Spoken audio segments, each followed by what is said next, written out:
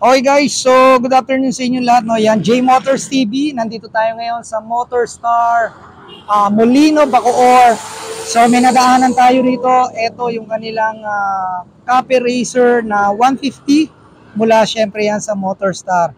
So ang kulay nito is matte gray. Yan, so may combination siya ng decal no, na black and yun, may number 8 na nakalagay no. Alright, so guys, mabilis ang review lang tayo para masilip natin to lahat.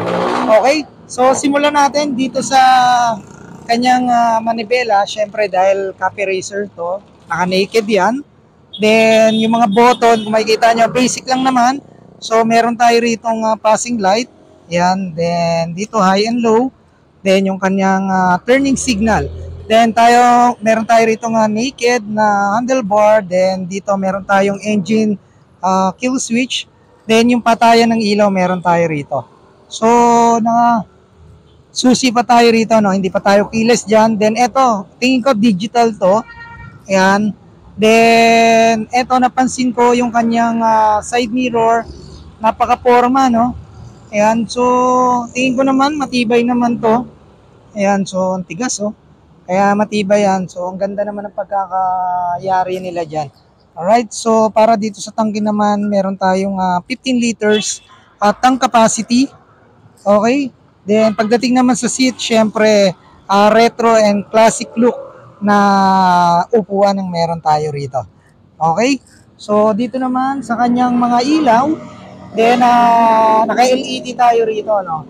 Yan, naka-LED, lahat ng ilaw, naka-LED tayo dyan.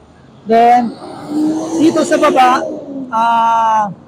naka-drum brake tayo rito. Siyempre, copy racer nga naman.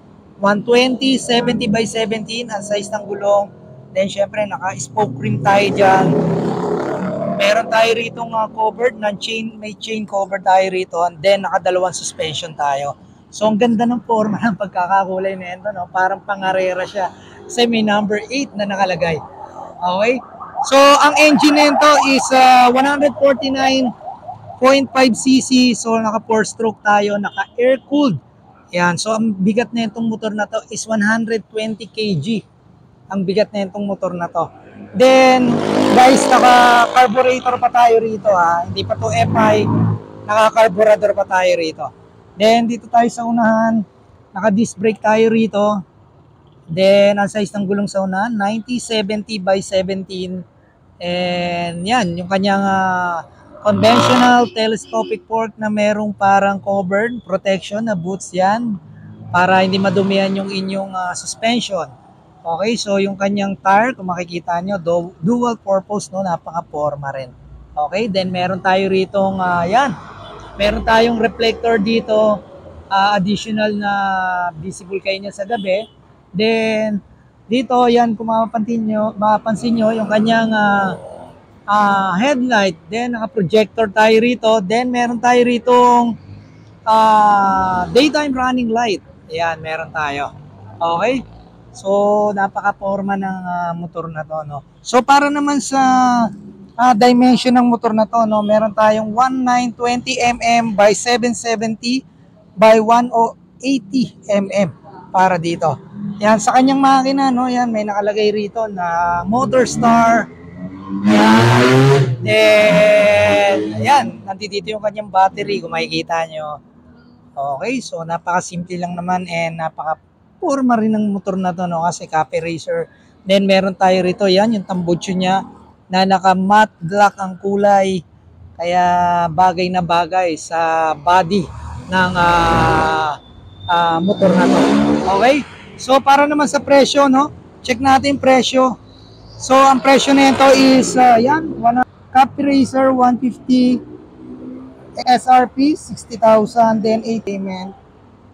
So, may rebate kayong 400, 3,730 sa 24 months, then 2,980 para naman sa 36 months. Okay, so, yan guys, very quick lang dahil nadaanan lang natin to. Kaya sa mga naghahanap, no, ng copy racer ng Motorstar, dati kasi may mga nagtatanong sa atin. So ngayon, ayan, nandito na, available na. pwede nyo nang puntahan yan dito sa Motorstar Molino, Bacoor. Alright? So, sa halagang 60,000, meron ka ng Copy Racer na napaka-forma. Very classic look. Alright? So, yun guys, no? Kung di pa kayo nakasubscribe, syempre, subscribe na kayo. J Motors TV lang yan sa inyong YouTube at Facebook account. Huwag nyo kalimutan itong notification bell para updated kayo sa lahat ng video na ina-upload natin. Alright? So, ride safe and peace out. God bless you all.